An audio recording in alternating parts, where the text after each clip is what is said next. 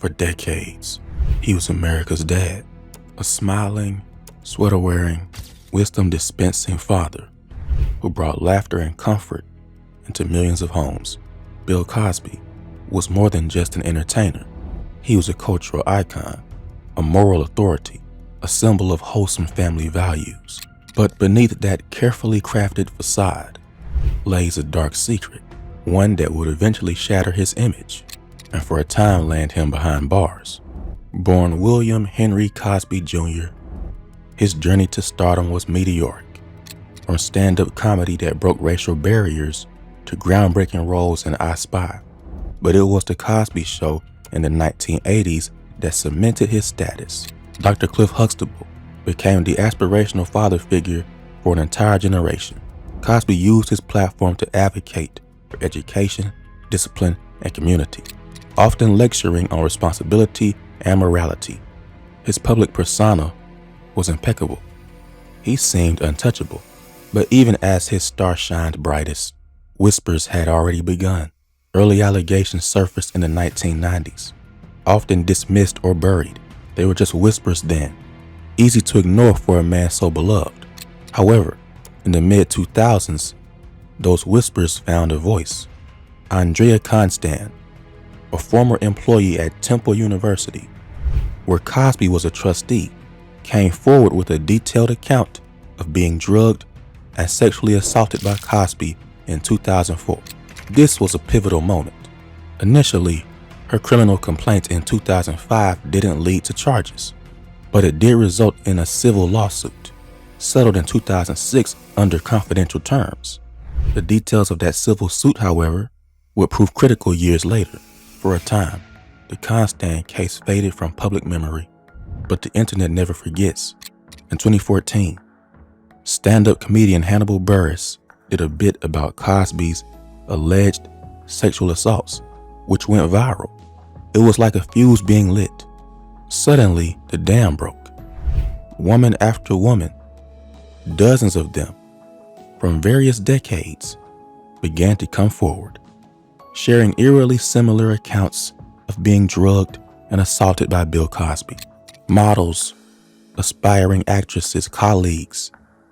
Their stories painted a horrifying pattern of abuse. The sheer volume and consistency of the allegations were undeniable. The wholesome image of America's dad began to crumble in real time.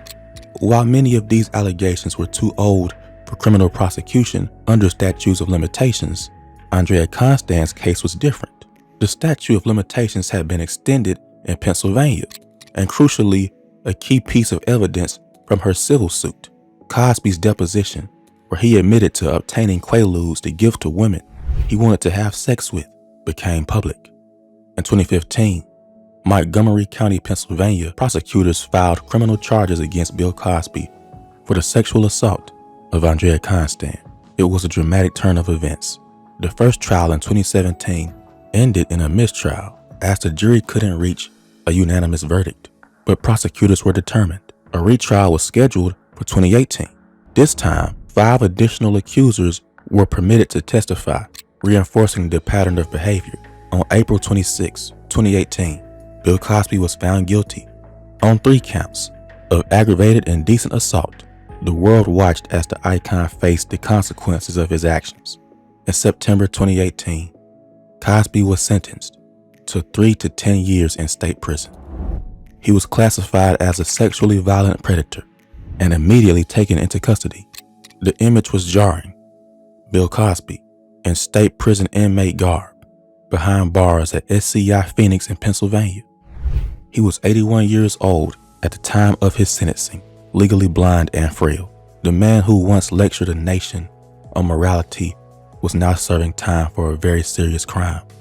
His incarceration sent a powerful message. No one, not even a beloved celebrity, is above the law. It was a moment of profound significance for victims of sexual assault everywhere, a testament to the power of perseverance and collective truth. However, the legal saga of Bill Cosby had another stunning twist. On June 30th, 2021, the Pennsylvania Supreme Court overturned his conviction and ordered his immediate release from prison. The court's decision was not based on his innocence, nor did it dispute the facts of the assault. Instead, it centered a procedural issue, a non-prosecution agreement made by a previous district attorney in 2005. That agreement, which was never formally put in writing, allegedly promised Cosby he wouldn't be criminally prosecuted if he testified in Constand's civil deposition. Based on this unwritten promise, Cosby provided self-incriminating testimony, which was later used against him in his criminal trial. The Supreme Court ruled that using this testimony violated his Fifth Amendment rights against self-incrimination, effectively denying him a fair trial. So after serving nearly 3 years of his sentence, Bill Cosby walked free.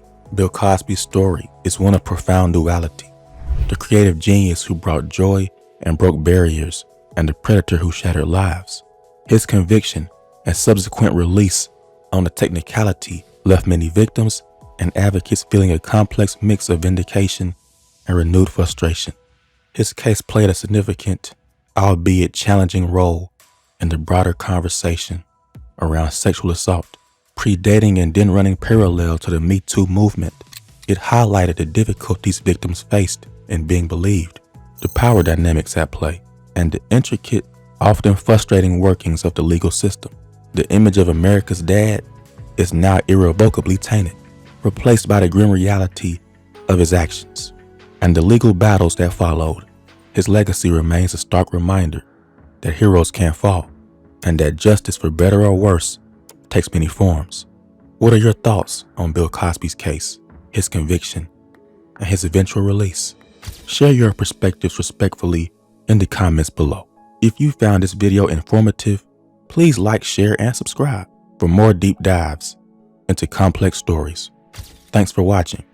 I'm John Berry. I'll see you later.